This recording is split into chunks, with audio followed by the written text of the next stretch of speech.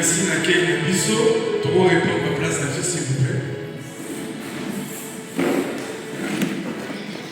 Moussa Dieu, merci pour ses privilèges et ses choix à mon égard. Merci beaucoup et merci aussi à tes collaborateurs. Nous bénissons aussi Adonai pour l'opportunité qu'il nous accorde ce soir ou ce matin pour qu'ensemble nous puissions cogiter autour de sa parole. Amen. Bien. Alors, nous allons dans un commentaire en santé. On va tout de suite passer à la parole. Les bien-aimés qui est passé au début. Quel? Oui.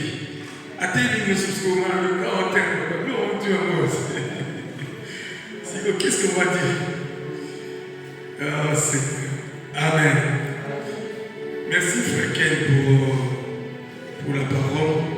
Et merci aussi pour notre bien-aimé, le prophète Mike, aussi pour cette merveilleuse parole. Gloire au Seigneur. Nous allons nous aussi essayer, tant soit peu, partager aussi la parole avec vous. Amen. Amen. Est-ce qu'on peut couper la tête à la prière, s'il vous plaît? Seigneur, nous te rendons grâce pour ces moments que tu as rendu possible. Passez-moi la tautologie. Alors que Seigneur, nous avons, comme disait ton serviteur, laissé nos lits, nous avons laissé nos draps, nous avons résolu ce soir ou ce matin de passer ce temps dans ta présence. Alors que Père, beaucoup sont en train de dormir et ronfler, et voilà, oh Dieu, nous nous sommes sacrifiés autour des moustiques, etc. Mais afin de pouvoir communier avec toi et aussi écouter ta parole. Sanctifie ces moments et parle à quelqu'un puissant. Saint-Esprit, parle-nous par ta parole. Ta parole est une puissance et elle fait beaucoup du bien. Bénis ton peuple ce matin et que ta grâce nous accompagne. Sanctifie ta parole et glorifie Jésus dans les noms puissants. Nous avons ainsi prié et nous disons Amen. Bien, la veillée de Jacob. Mais notre thème, comme disait notre bien-aimé Ken, la coupe qui précède la gloire. La coupe qui précède la gloire. Les textes qu'il a lus, c'est le texte qu'on va encore répéter, mais cette histoire est relatée dans 3 évangiles. Il y a Luc qui a relaté, Matthieu et Marc qui ont raconté la même histoire. J'ai aimé la manière dont Matthieu et Marc ont dit par rapport à un aspect. Luc aussi a parlé. Luc a parlé de s'agenouiller. Marc et Matthieu ont parlé de se jeter. Mais moi j'ai aimé se jeter. On va lire. Je prends Marc chapitre. Je prends Marc chapitre 13 à partir du verset 32. Marc 13, 32. Ils allèrent ensuite dans un lieu appelé Gethsémani. Et Jésus dit à ses disciples, asseyez-vous ici pendant que je prierai. Il prit avec lui Pierre, Jacques et Jean et il commença à éprouver de la frayeur et des angoisses. Il leur dit, mon âme est triste jusqu'à la mort. Restez-y et veillez. Verset 35. Puis, ayant fait quelques pas en avant, il se jeta contre terre et pria que s'il était possible, cette heure s'éloigna de lui. Verset 36, il dit, Abba Père, toutes choses te sont possibles. Éloigne-moi cette coupe. Toutefois, non pas ce que je veux, mais ce que tu veux. Gloire au Seigneur. Lorsque nous regardons Luc chapitre 22, 39 à 46, évangile de Luc, docteur Luc, chapitre 22, il relate la même histoire, mais une toute petite différence. Chaque personne essaie d'expliquer selon quel esprit la conduit. 22, 39, on dit ceci. Après être sorti, il alla selon sa coutume à la montagne des Oliviers. Ses disciples le suivirent. Lorsqu'il fut arrivé dans ces lieux, il leur dit, priez afin que vous ne tombiez pas en tentation. Puis il s'éloigna d'eux à la distance d'environ un jet de pierre. Et s'étant mis à genoux, il pria, disant, Père, si tu voulais éloigner de moi cette coupe, toutefois que ma volonté ne se fasse pas, mais la tienne. Alors un ange lui apparut du ciel pour lui fortifier. Luc ajoute cet aspect, il s'est mis à genoux et un ange est venu du ciel pour lui fortifier. Étant en agonie, il priait. Plus instamment, et sa sueur devait comme les grumeaux de sang qui tombaient à terre. Après avoir prié, il s'éleva et vint vers les disciples qui trouvaient endormis de tristesse. Il leur dit, pourquoi dormez-vous? Levez-vous et priez afin que vous ne tombiez pas en tentation. Lorsque vous regardez les narrateurs Luc, au début de son histoire, alors qu'il était en train d'adresser cette histoire ou ces livres à une seule personne, de la même manière qu'il a écrit le livre des Actes des Apôtres, il a dit qu'il a, comme les autres, entrepris des démarches, il a fait des recherches, il s'est renseigné, et après avoir fait ses études, ses recherches, et il est tombé il est tombé sur ça pour résumer son histoire. Dans Luc, il est temps, parce qu'en fait, physiquement, au jour de sa chair, Luc n'était pas avec Jésus. Mais il a eu à consulter les autres pour apprendre ce qui s'était passé. Donc, lorsque vous lisez ce texte, Luc a nuancé, il a été un peu plus bavard. Cependant, les autres sont restés dans le même discours. Là, j'ai lu j'ai lu Marc, j'ai lu Luc, Matthieu pareil. Matthieu dit, il s'est jeté. Bien aimé dans les Seigneurs, déjà, je voudrais ouvrir un peu la parenthèse. La coupe qui précède la gloire. La coupe qui précède la gloire. Jésus étant 100% Dieu et 100% homme. Il avait toutes les capacités. Il reste au jour de sa chair, il avait la plénitude du Saint-Esprit sans mesure.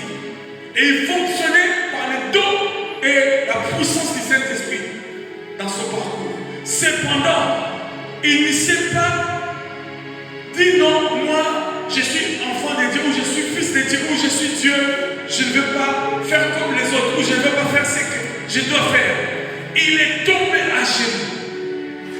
Pour dire quoi? À un moment donné, bien aimé dans les Seigneurs, comme disait, je pense les bien-aimés ici, nous devons des fois nous oublier et se laisser devant la présence du Seigneur.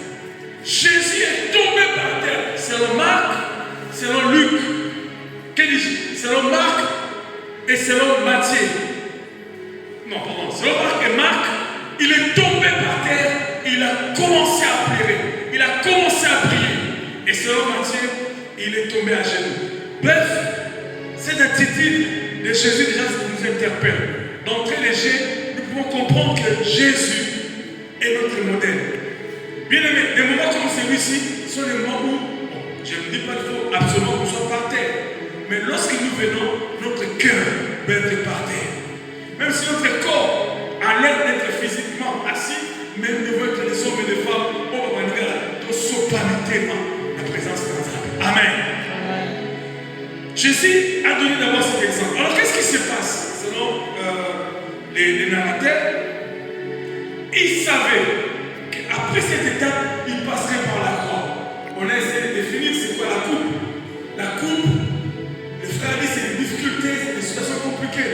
Mais la coupe aussi, moi je vais définir, c'est un temps d'épreuve. L'épreuve peut être la maladie, comme disait le frère, la souffrance, etc. Donc la coupe, c'est une étape d'épreuve qui passe nécessairement, pas toujours, mais en tout cas dans la majorité de la vie d'une personne avant qu'elle atteigne un autre level. Alléluia. Et ici, nous voyons Jésus se retrouve à Gethsémani légèrement avant Golgotha. Et lorsqu'il est allé prier avec ses disciples, il est allé prier pour se préparer à cette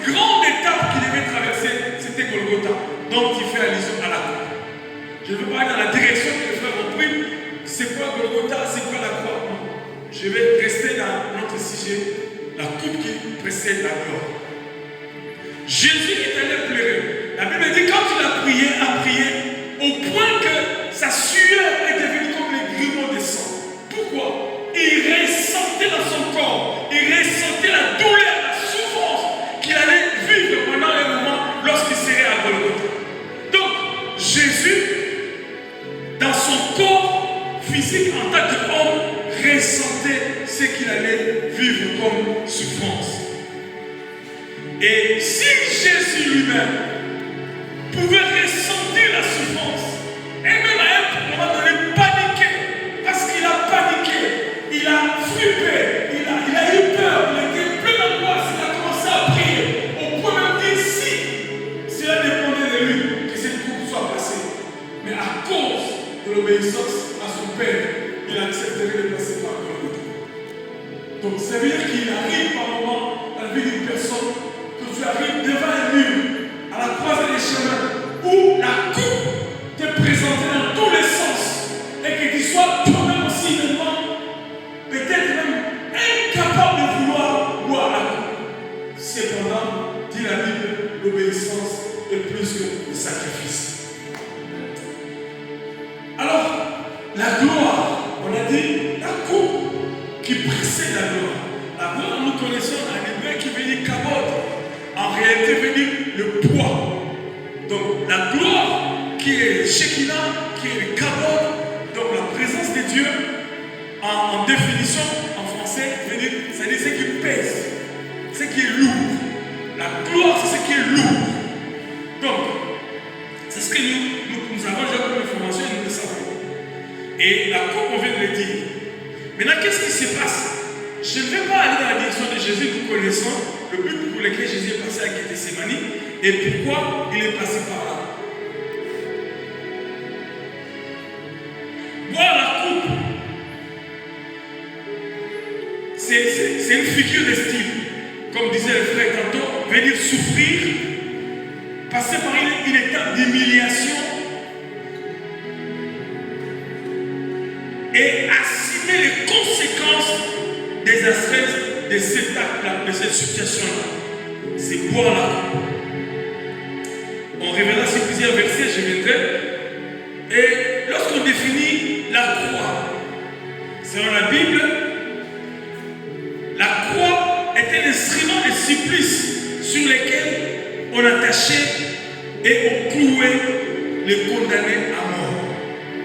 La croix est un instrument de supplice sur lequel on attachait et on condamnait on attachait pour le condamner des morts. Donc, pour les chrétiens, la croix, en raison de la condamnation et de la mort, le lien de la condamnation et de la mort de Jésus, est un symbole. Logiquement, pour les chrétiens, la croix qui est le lien de la condamnation et de la mort de Jésus est un symbole du mystère pascal et signe du salut pour l'humanité. Elle révèle l'amour infini de Dieu dans les dons. L'amour infini de Dieu et les dons salvatrices que Dieu a accordés à l'humanité par la mort et la résurrection de Jésus-Christ.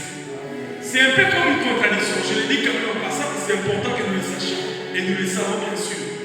Comment la croix, comment une situation négative, comment la coupe amère, comment la souffrance, comment la maladie, comment l'échec, comment, je sais pas tout ce que vous voulez savoir, peut devenir un moyen par lequel les gens obtiennent le salut.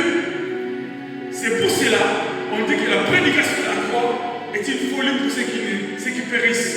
Mais pour nous qui croyons, eh bien, c'est la vie. Amen. Donc, déjà, eu égard à l'image de Jésus, nous pouvons comprendre que la victoire, la gloire, tout ce dont nous avons besoin, peut aussi, pas toujours, mais en tout cas 90%, passer par la croix, passer par la coupe, passer par la souffrance. Si Jésus, pour obtenir le salut de l'humanité, pour accorder la victoire, pour accorder la délivrance, est passé par cette coupe,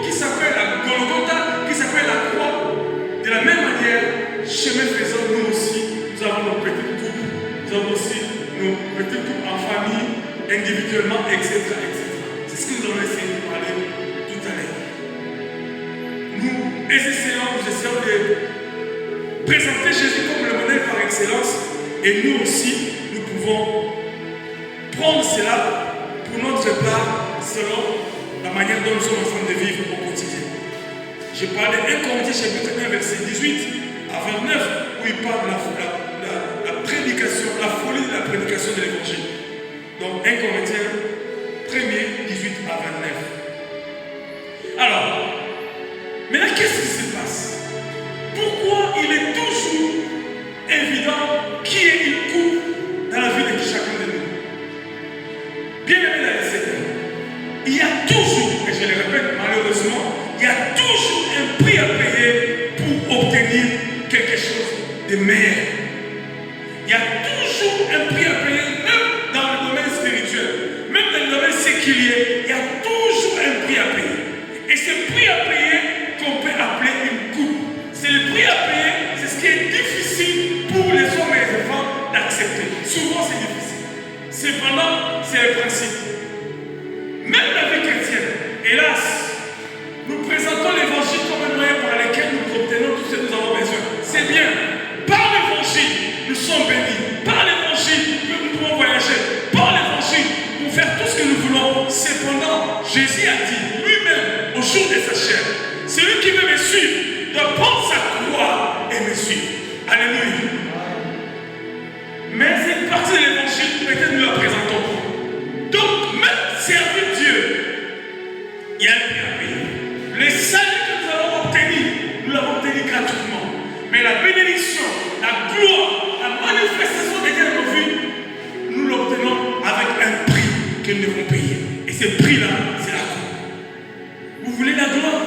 Vous voulez le succès? Il y a un prix à payer. Est-ce que sommes-nous prêts à payer ce prix? Jésus, au jour de sa chair, est passé par Gethsémani parce qu'il devait payer le prix. Et il voulait faire marche en arrière. Mais à cause de la fidélité qu'il devait démontrer, à cause de la peine qu'il avait, il est allé jusqu'au bout. Est-ce que vous et moi, il nous arrive de faire marche en arrière ou nous avançons toujours? La bénédiction de Dieu ou les bénédictions de Dieu ne sont pas gratuites. Les trésors du ciel ne sont pas bon marché. Il y a toujours un prix à payer. Et ce prix à payer, c'est ce qu'on appelle la coupe. Et du reste, le fait bien aimé que nous soyons ici, que nous puissions éviter ou rester sur ces climats, dans cette salle, avec des moustiques, oubliant les lits, c'est un prix que nous sommes en train de payer pour obtenir la gloire. Amen. Et du reste, par ricochet, par conséquence, nous serons visités parce que nous sommes là pour que Dieu nous visite. Amen. Et les autres seront curieux, les autres peut-être diront, mais il y a combien de c'est ce que nous sommes en train de faire.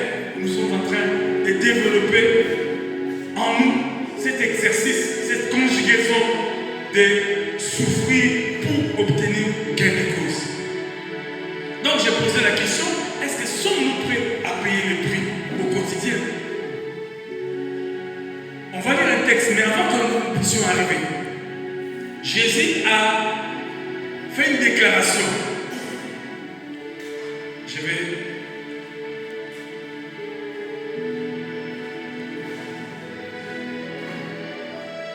Dans l'évangile de Luc chapitre 14, je vais nous le lire. Les discours de Jésus. Évangile 14, Évangile de Luc chapitre 14, à partir du verset 26. Je prends à partir du verset 25 pour comprendre le contexte. La Bible dit ceci. Des grandes foules faisaient route avec Jésus. Il se retourna et leur dit, c'est Jésus au jour de sa chair. Pendant qu'il était en train de se promener à Galilée, à Samarie et partout. Et la Bible dit, les grandes foules étaient en train de le suivre. N'est-ce pas pour nous une joie lorsque nous sommes environnés par une grande foule? N'est-ce pas pour nous une grande joie lorsqu'on a un orateur qui est écouté par beaucoup de gens? Nous, peut-être, on est seulement peu nombreux. Mais peu importe, le salut d'une personne est plus que même vous pouvez imaginer. Alléluia.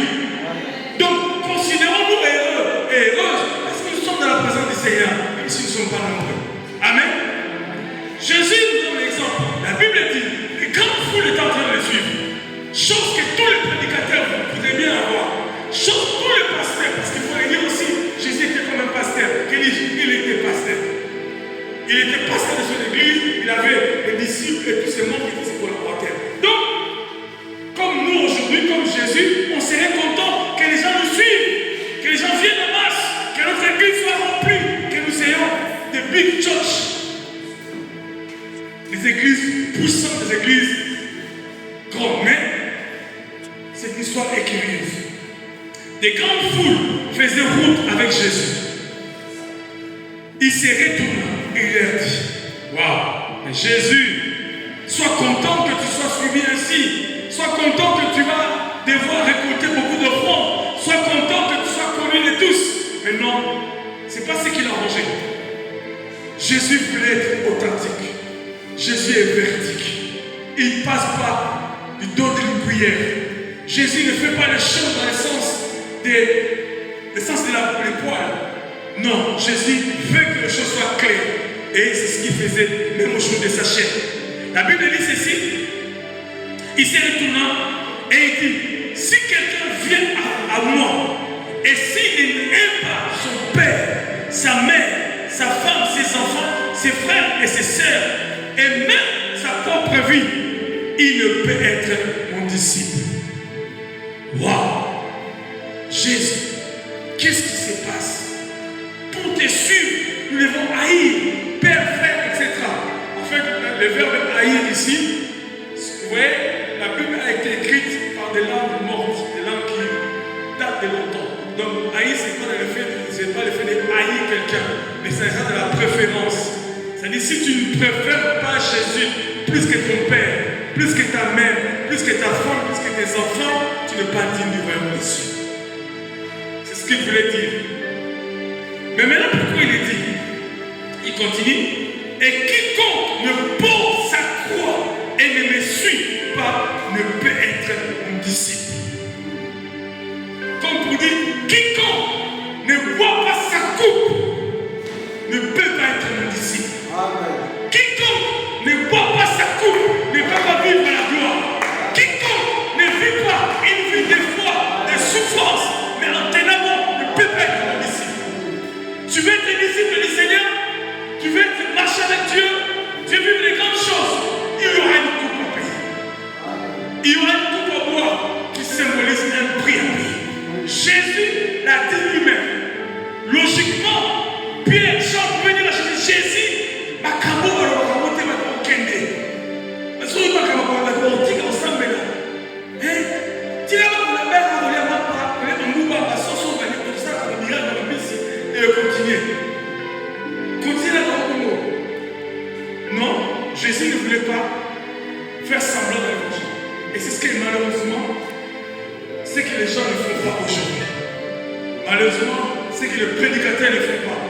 On prêche plus l'équipe. Je n'en conviens pas, mais restons dans la parole. La coupe qui précède la gloire est le chemin obligatoire pour vivre la bénédiction du Seigneur. Alléluia. Alléluia. Amen. Gloire au Seigneur. Il n'a pas fini. La même pensée continue.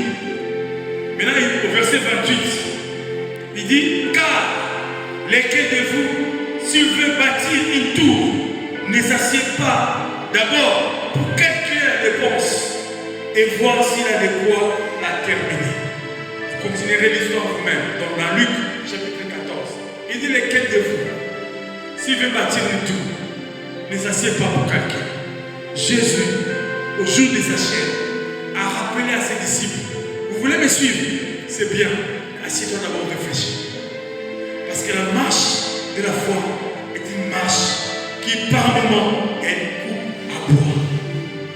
Et si tu ne bois pas cette coupe, tu n'es pas digne du royaume des cieux.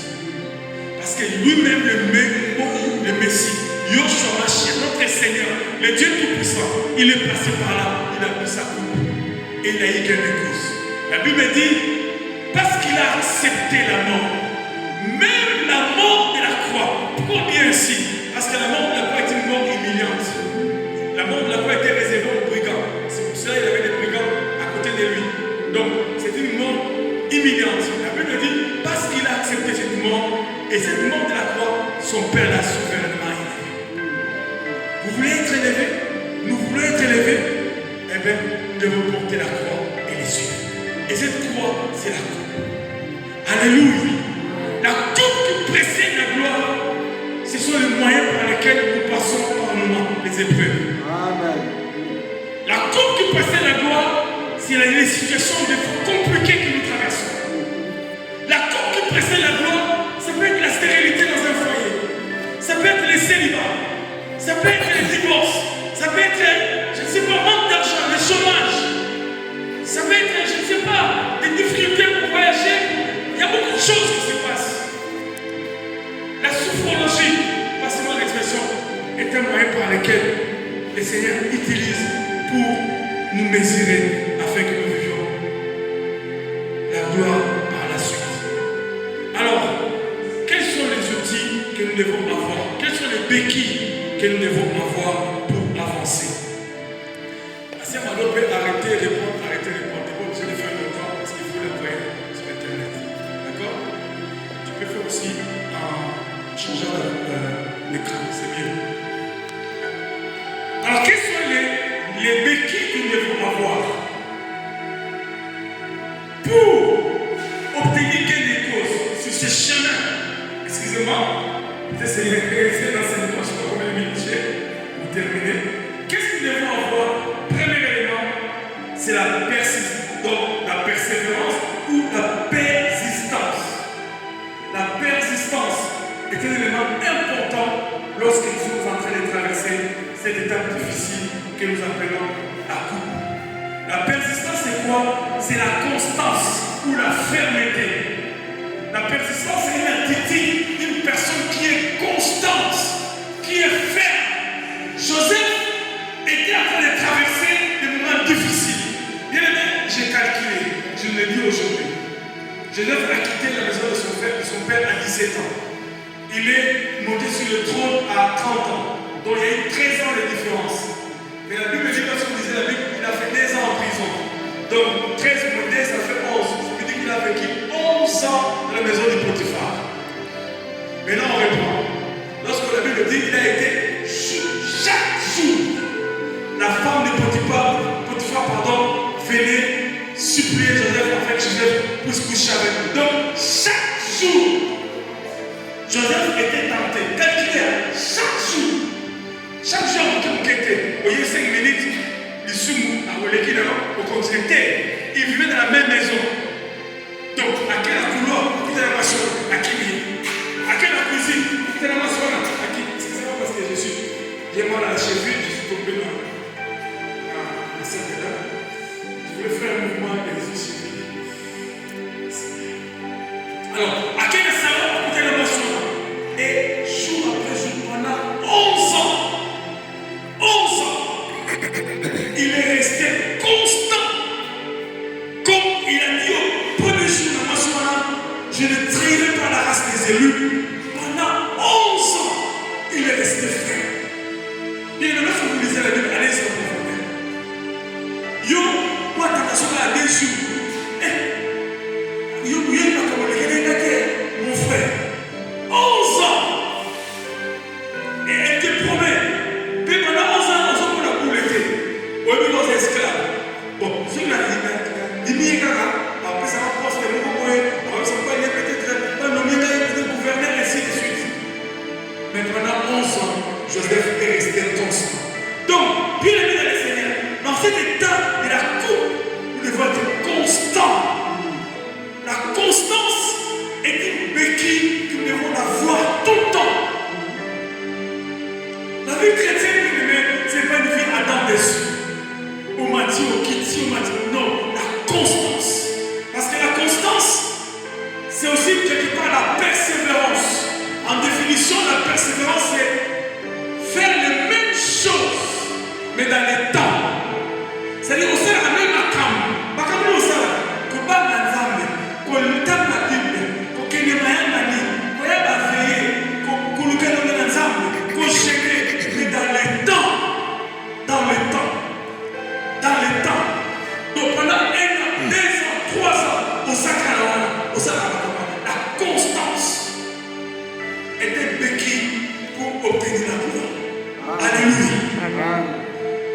Et attitude wana eza yo nde faut conjuguer yango. Eza osilisa yo te. Yesu awaboyele yo te. Yo nde faut conjuguer yango. Bien sûr, quand tu prends la résolution de Saint-Esprit, vraiment va te soutenir. Mais à la base, il faut vraiment développer constance wana. Donc, c'est le fait de ne pas changer, de demeurer ferme dans la façon de penser, d'agir, malgré les difficultés. Persister dans ses résolutions. Persister dans ses résolutions. Persister dans ses résolutions.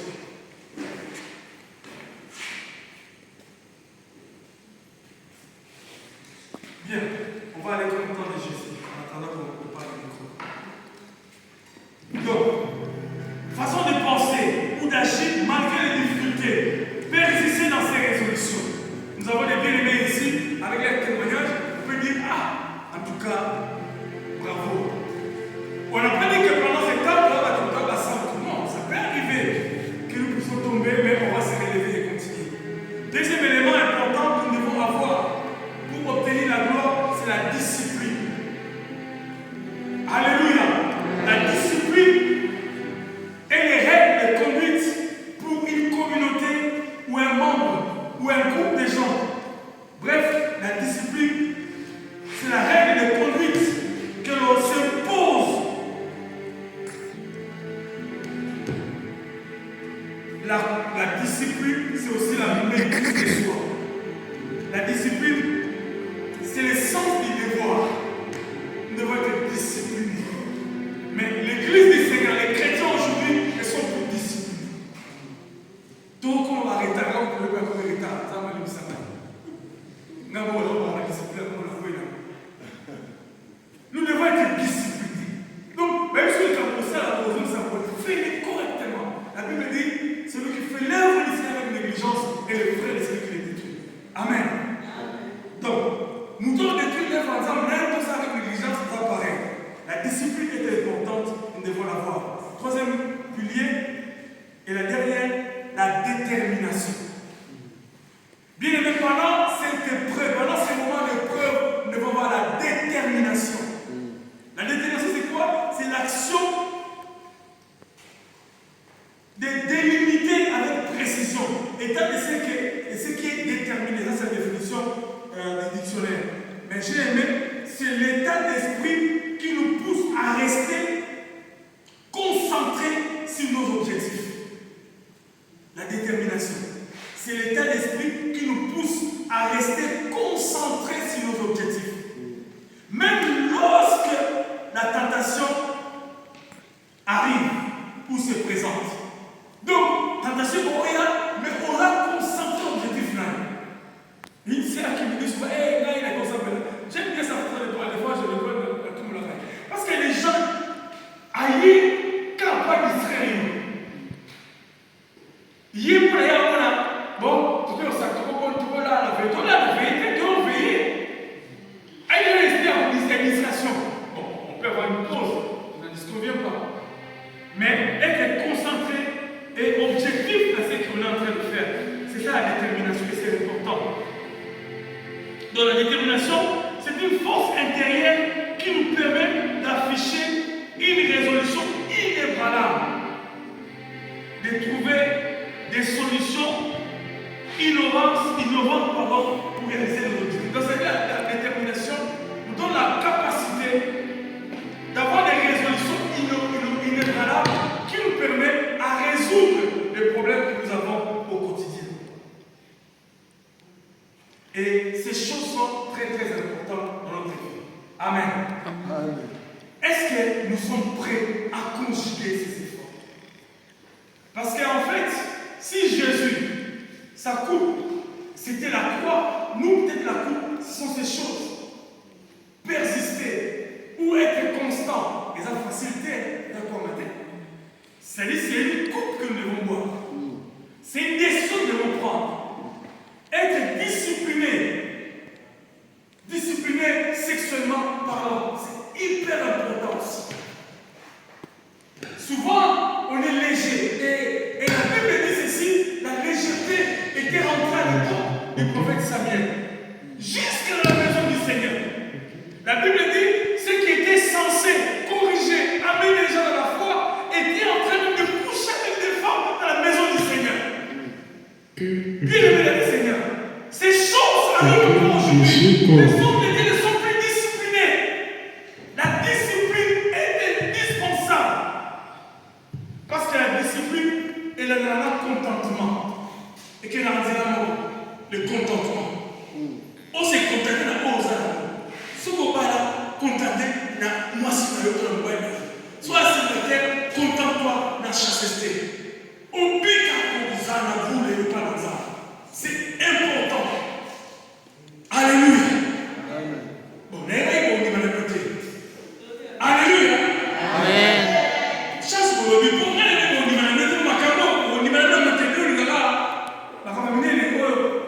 Frère, je reçois. Vous avez c'est pendant c'est biblique. Alléluia. Amen.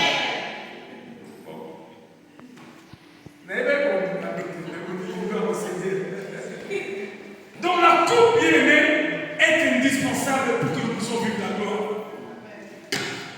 Et ces choses que nous avons, donc on va dire persévérance, la constance ou la persistance, la discipline ou la détermination, bien aimé, c'est pour nous comme des marteaux. Et ça va pas aller en marteau la finalisation.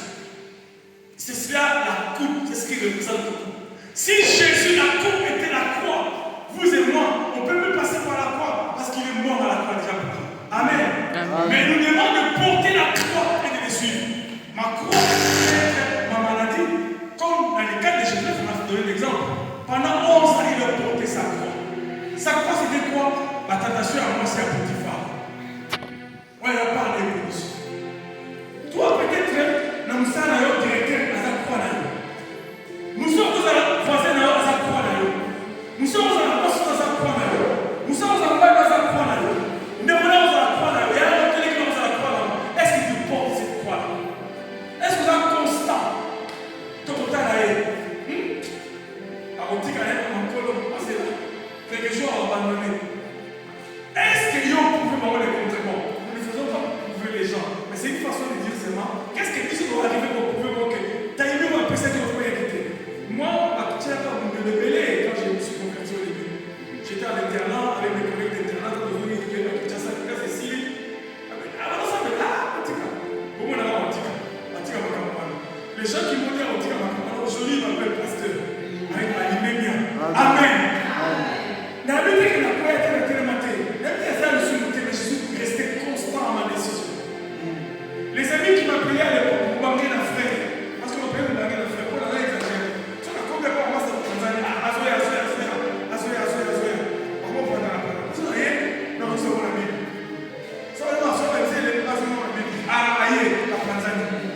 Ces amis-là, nous sommes encore pasteur de nous. De tout moyen vivant. Amen. Par moi, frère, tu ne vas pas pour l'oreille. Tu vas même banquer la frère, Kala. Tu peux banquer Paul. Il y a même passé Amen. Vous ne pouvez pas savoir l'influence que vous avez ou ce que vous aurez. Mais c'est un prix à payer. C'est un prix à payer.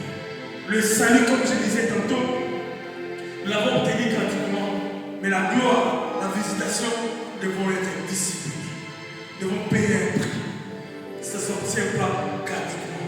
Le salut en Jésus est gratuit. Mais la gloire de Dieu, les exploits avec Dieu, exigent de payer un prix. Et ce prix, c'est ce qui s'appelle la coupe.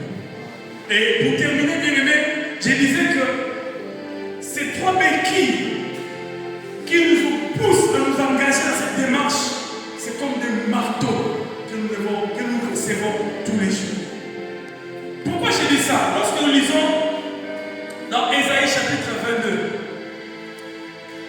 Ésaïe chapitre 22, vous lisez toute l'histoire, mais attendez, je vais donner. Ésaïe chapitre 22, lorsqu'on commence à partir du verset 15 jusqu'à la fin, 15 à 25, vous comprendrez. Je vais résumer pour gagner du temps. Ésaïe 22, 15 à 25, vous relate une histoire. La Bible parle de deux personnes. Eliakim d'un côté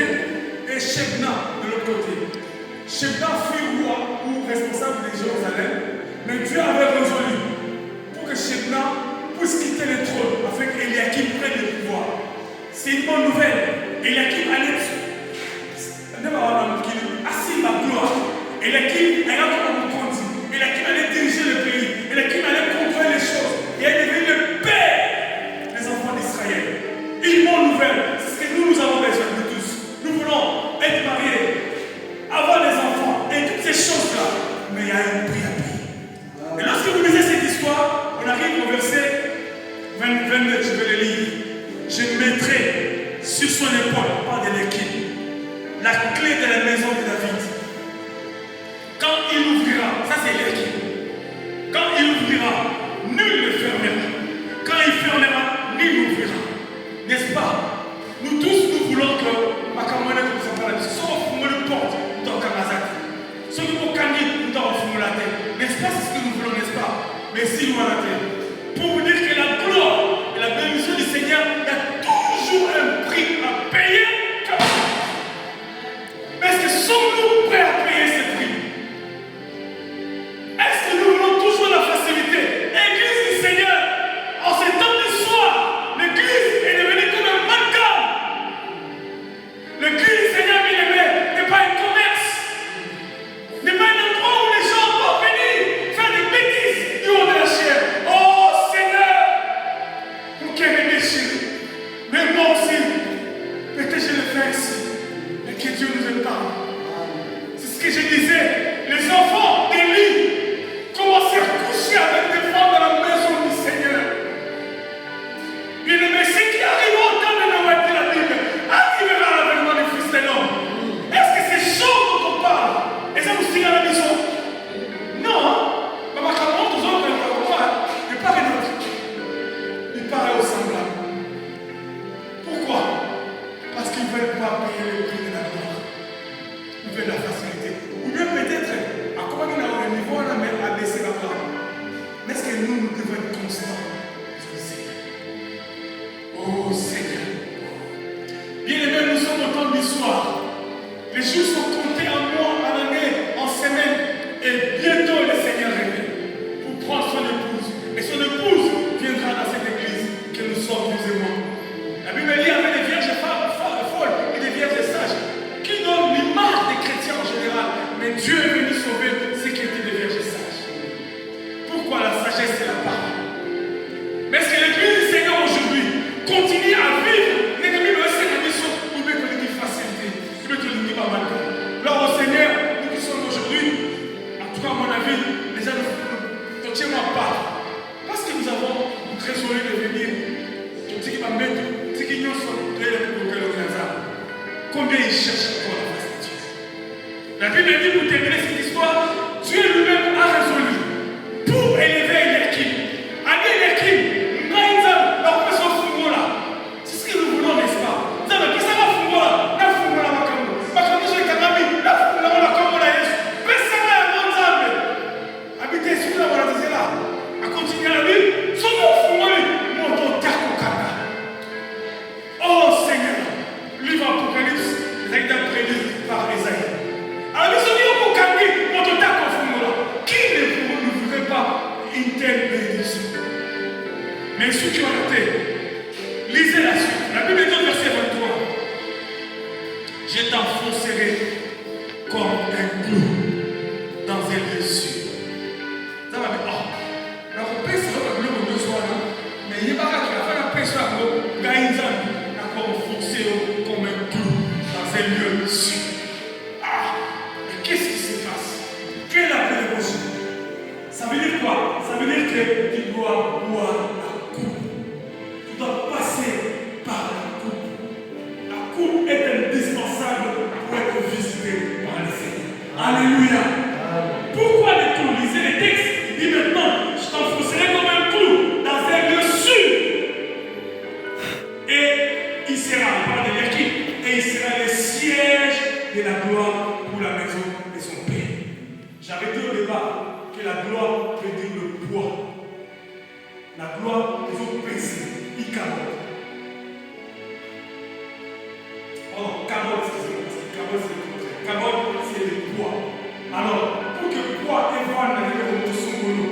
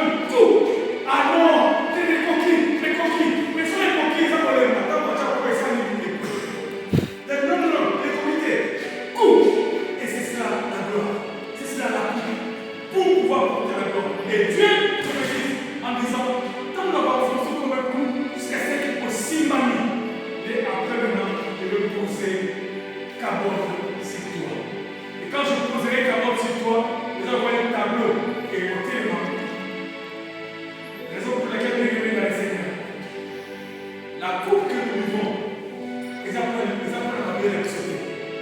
La coupe que nous traversons, les apôtres la sauté. Les apôtres ont forgé les sons, pour forger caractère, pour forger le lait de la pour forger la maison pour monter en oui, solidement. Parce que la gloire pèse. La gloire est dans ma casse. Tant que gloire est là, ce que si même dans je vous dis la vérité pour vous proche. Ce que si même dans pour trahir pour commencer à la bêtise. Mais il te fait passer par ces épreuves qui est l'image de la coupe pour faire mûrir ton caractère, pour te forger, pour te transformer, pour tailler, pour aiguiser, comme des marteaux qui a l'air de faire du mal. Les poules peuvent pleurer, mais vous continuez.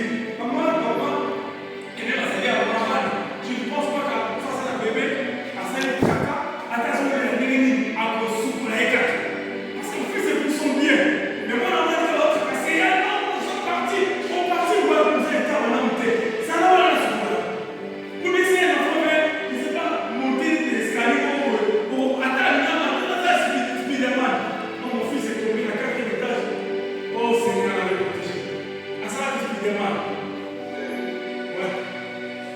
J'ai pris l'avion, je suis allé vite, mais Dieu merci. Il est resté avec un téléphone dans le corps, mais Dieu l'avait pas. Et s'il était tombé à quelques centimètres près de la pelouse, en béton.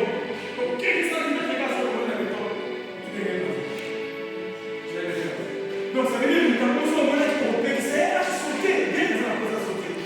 Ça fait mal à l'enfant, mais vous souvenez. C'est ce qui se passe avec les Seigneurs. Je ne sais pas qu'est-ce qui se passe dans ta vie. Mais c'est les bébés.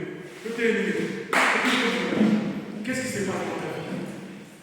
Ou qu'est-ce qui a commencé? On a besoin de la vie dans la vie. Tu veux la gloire, il y a un prix à payer. Tu veux carotte, il y a un prix à payer. Et ce prix à payer, c'est comme des coups. C'est comme des coups. Est-ce que tu es d'accord à recevoir ces coups? La Bible dit